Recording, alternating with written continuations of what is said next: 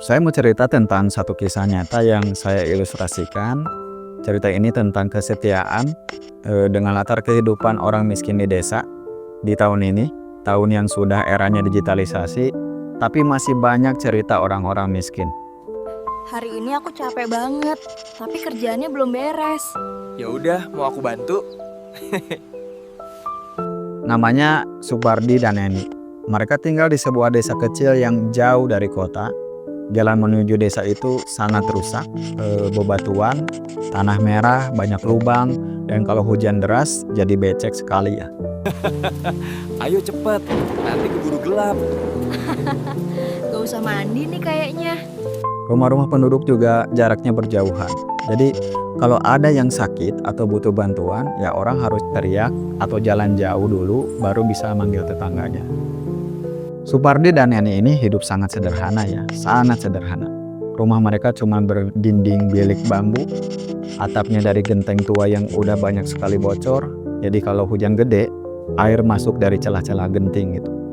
Dan mereka harus nyimpen ember sama panci di lantai supaya airnya nggak bikin becek di dalam rumah.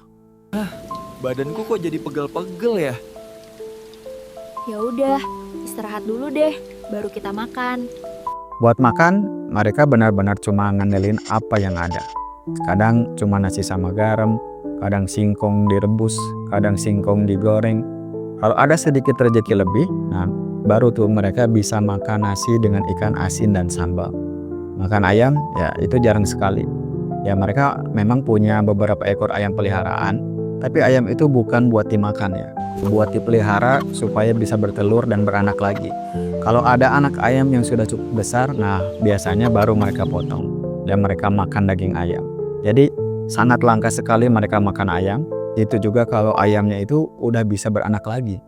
Jadi kalau ayamnya tidak bertelur atau tidak beranak, ya mereka rela menahan diri karena kalau dipotong berarti habis stok ayam untuk kedepannya gitu. Kok ayam kita nggak bertelur lagi? Sudah lama gak makan telur sama daging ya? Jadi bisa dibilang ayam itu buat mereka itu bukan cuma sekedar makanan tapi jadi aset hidup mereka. Nah ini kan kondisi yang memprihatinkan ya. Saya pribadi sering ngerasa heran sama Neni gitu. Dia itu perempuan yang hidup dalam keterbatasan tapi jauh dari kata nyaman.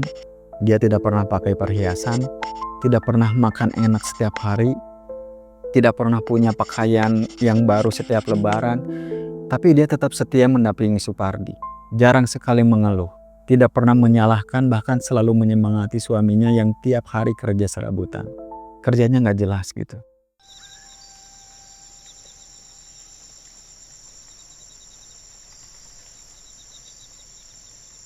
Maaf ya, hari ini aku gak bawa uang lagi, gak ada kerjaan. Ya udah, gak apa-apa. Ayo kita pulang. Kadang saya mikir, sekaligus heran, sekaligus salut dan respect lah sama Neni. Kenapa Neni bisa sesetia itu sama Supardi? Karena ada cerita perempuan lain yang mungkin memilih meninggalkan suami kalau hidup terlalu susah. Tapi Neni berbeda. Nah, dia percaya sama Supardi. Dan yang dia cari bukan harta, tapi sekedar kebersamaan. Dia happy hidup seperti itu asal sama Supardi. Ini benar-benar another level soal kesetiaannya. Kamu demam? Kamu sakit? Mungkin karena hujan kemarin. Suatu hari hidup mereka makin diuji ketika Neni jatuh sakit. Badannya makin lemah, batuknya nggak berhenti. Terus dokter di puskesmas desa itu bilang kalau Neni harus segera dibawa ke rumah sakit di kota dan Supardi jadi panik. Dia nggak punya cukup uang buat bawa Neni ke kota. Jadi malam itu mereka kembali pulang dan Neni cuma diobatin sama kencur dan garam. Ayo dimakan kencurnya supaya batuknya sembuh. Maaf ya, aku bikin repot. Malam itu Supardi nangis di samping istrinya. Dia bilang, Aku yang minta maaf, gak bisa bawa kamu ke rumah sakit di kota.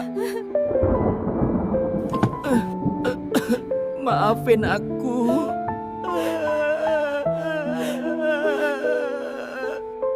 tapi jawaban Neni justru bikin hati Supardi teriris-iris. Maafin aku bikin kamu susah. Aku gak pernah menyesal hidup sama kamu. Asal ada kamu, aku bahagia.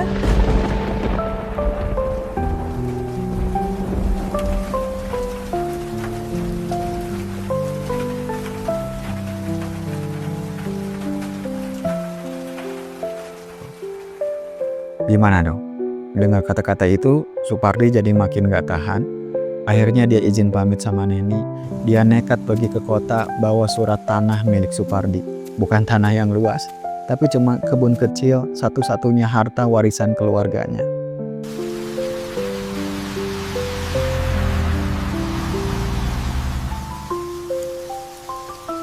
Karena butuh cepat, tanah itu dia jual ke juragan tanah dengan harga yang sangat murah. Uangnya dipakai buat biaya berobat Neni dan sisanya dia pakai buat beli 2 ekor ayam, jantan dan betina, dengan harapan bisa diternak dan jadi tambahan penghasilan. Kita langsung loncat ke ending ceritanya aja. Neni akhirnya bisa sembuh perlahan setelah berobat, tapi kehidupan mereka tetap berat. Ayam-ayam yang dibeli Supardi memang jadi harapan, tapi ya hasilnya belum seberapa. Jalanan kampung tetap rusak, rumah mereka tetap bocor, dan untuk makan mereka masih sering harus cukup dengan singkong atau nasi dan garam. Sampai sekarang cerita hidup Supardi dan Neni masih menggantung seperti itu. Mereka tetap berjuang di tengah serba kekurangan. Gak ada jaminan mereka bisa keluar dari kesusahan ya. Tapi yang jelas mereka masih tetap bersama-sama dan itu hal yang keren menurut saya.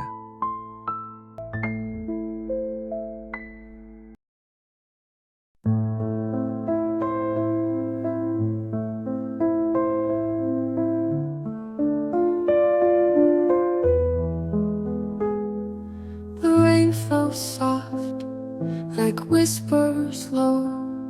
Each drop a tale of things I'll never know. The sky wore gray, a heavy cloak. My heart broke twice, the words you spoke. Shadows on the strings, they play my pain. A violin cries like a weeping rain. Every note it lingers, it cuts, it stings.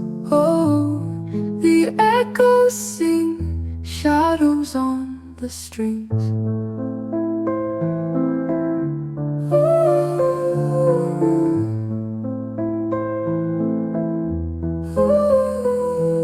The last note, Buat saya cerita ini luar biasa. Bukan cuma tentang perjuangan Supardi, tapi juga tentang kesetiaan Neni. Kesetiaan yang benar-benar nyata. Yang saya heran, gimana seorang perempuan bisa tetap setia walau hidup di bawah garis kemiskinan, makan seadanya, tinggal di rumah yang bocor dan serba kekurangan. Ya, tapi itu kenyataannya. Saya salut sama Neni. Hari ini ayam kita bertelur lagi loh. Wah, bisa makan telur dadar lagi dong kita. Kalau dipikir secara intelektual, cerita ini ngasih kita gambaran kalau kesetiaan itu bukan cuma sekedar saling ngomong romantis, bukan jalan berduaan terus, tapi kesetiaan itu adalah sikap. Dan sikap itu lahir dari pemahaman kalau hidup bersama itu bukan cuma jalan berduaan terus, bukan cuma saling ngomong romantis, tapi juga siap susah bareng, asal bisa bersama-sama. Tetap sayang walaupun ketika di posisi ekonomi yang sangat-sangat sulit. Hidup miskin memang berat, tapi cerita Neni ini nunjukin kalau cinta dan kesetiaan itu bisa membuat seseorang kuat melewati keadaan yang paling sulit. Bisa dibilang Neni punya kemampuan adaptasi emosional yang tinggi. Dia bisa menerima keadaan apa adanya karena dia menilai nilai hidup itu bukan dari materi, tapi dari hubungan yang tulus. Nah, itu psikologi itu. Dan dari cerita ini, kita bisa belajar kalau kebahagiaan itu nggak ditentuin sama harta yang kita punya. Bukan dari seberapa bagus rumah yang ditempati, tapi dari ada atau tidaknya orang yang setia menemani kita.